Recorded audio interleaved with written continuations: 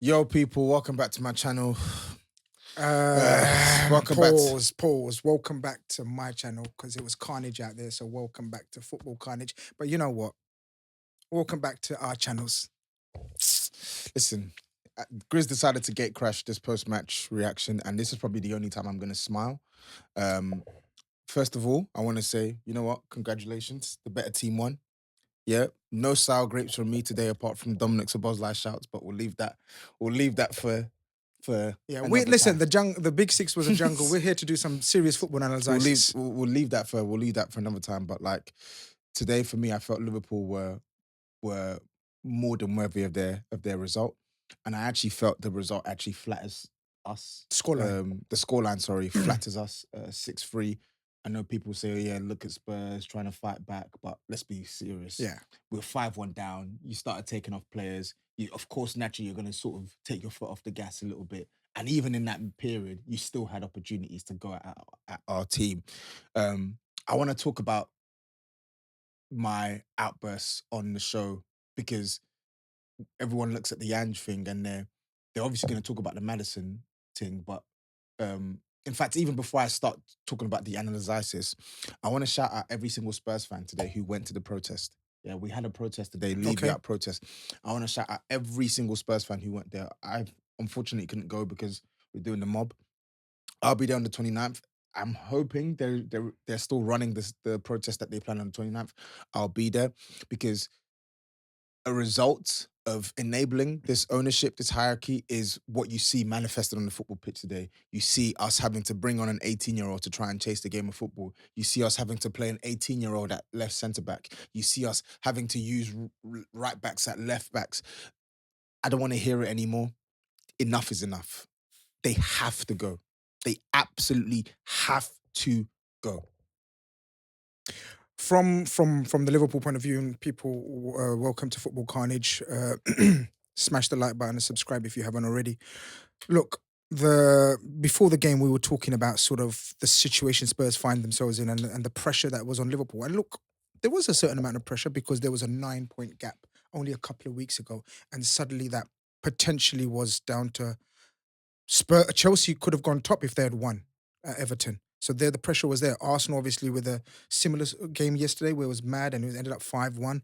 So the pressure was on Liverpool, and all eyes were on Liverpool to see what they would do. And as we said before the game, we knew Spurs had played the same 11 for 3 matches in 7-8 days.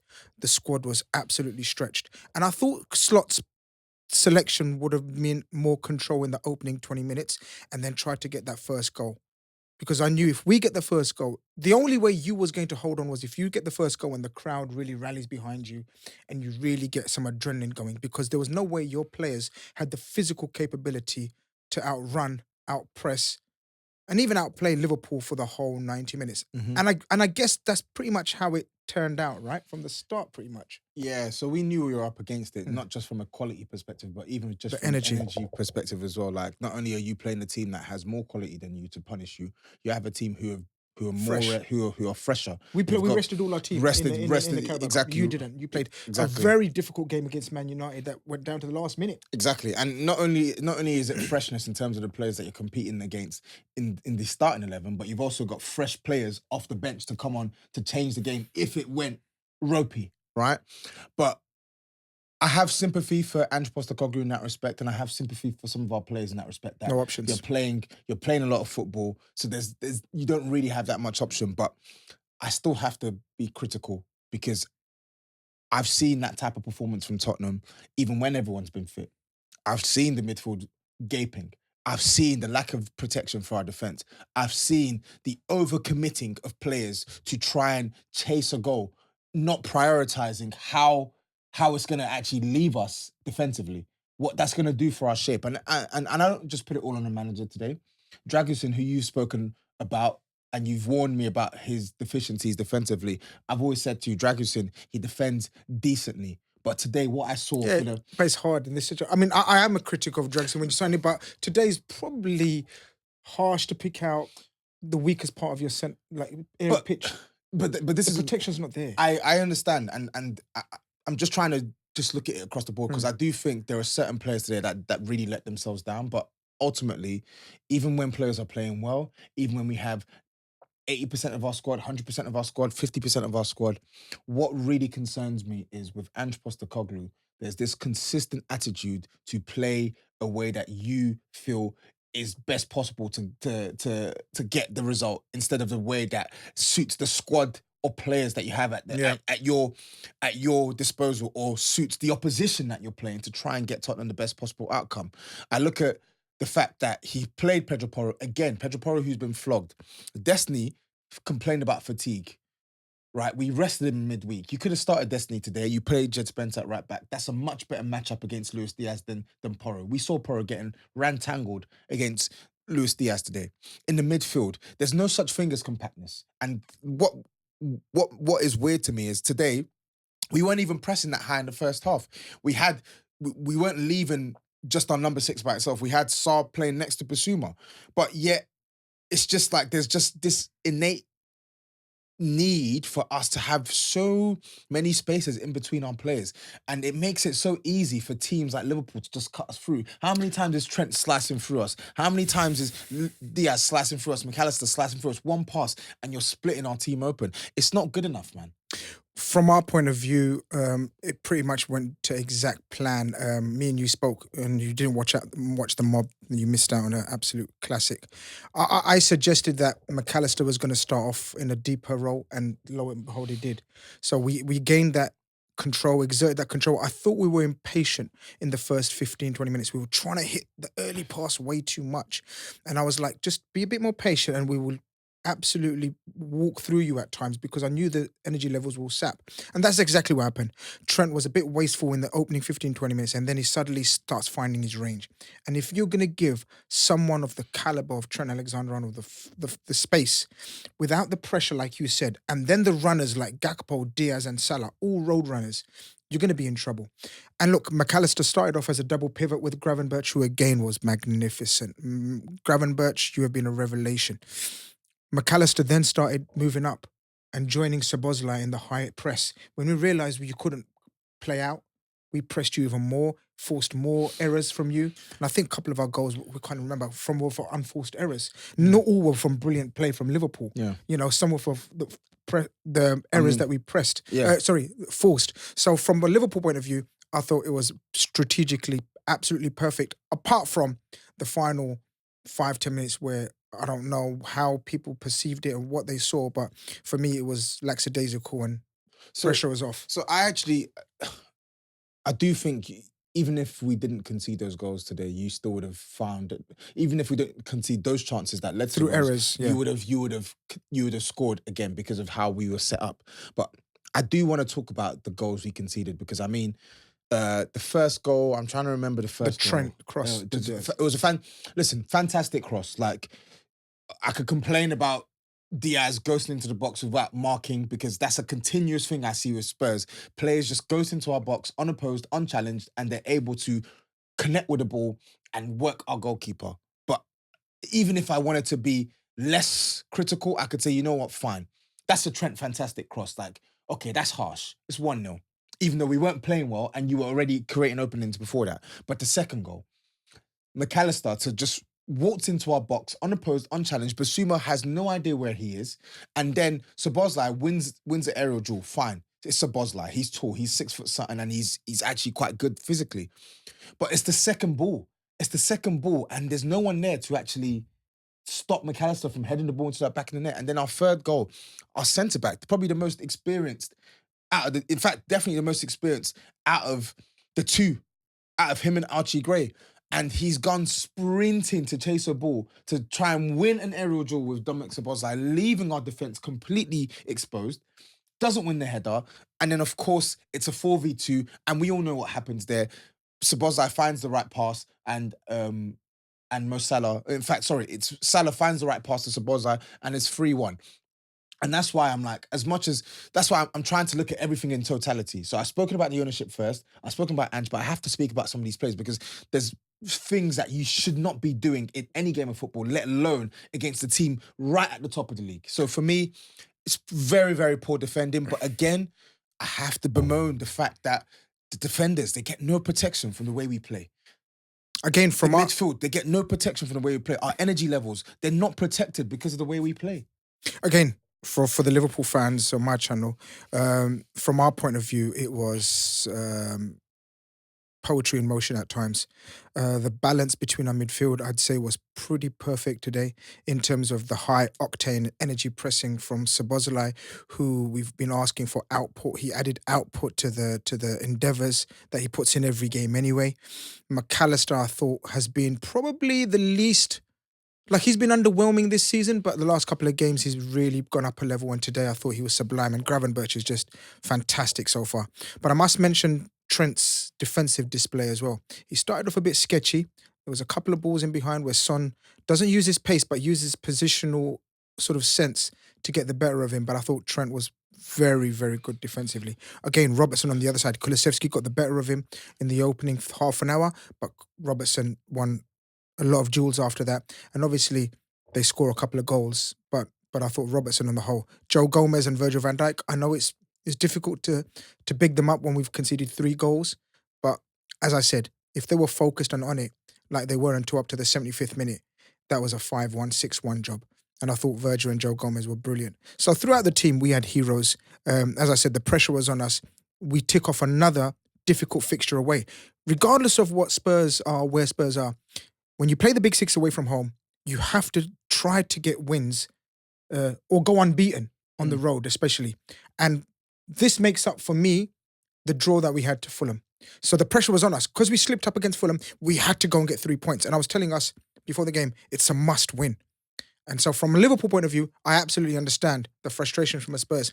I was really confident once I found out that you played the same team for 3 days 3 games consecutively. Your energy levels. Archie Gray, I've told you about Archie Gray, in my opinion. He's a wonderful football player. Good technician. But to be asking a kid to play centre-back up against seasoned and he did relatively pros, well today. some of the best forwards in Europe, man, in Salah, Diaz, and Gakpo potentially on the upward curb. It was a tall ask, tall order. But we capitalised. We had to capitalise and make sure we don't give any encouragement to Chelsea and Arsenal. So from the Liverpool side of things, we absolutely done what's needed and on we roll. But I get the frustrations from your aspect. And listen, we had lost, or we hadn't won at home in our last 3 games in the Premier League. We lost to Chelsea, we lost to Ipswich, we drew against Fulham.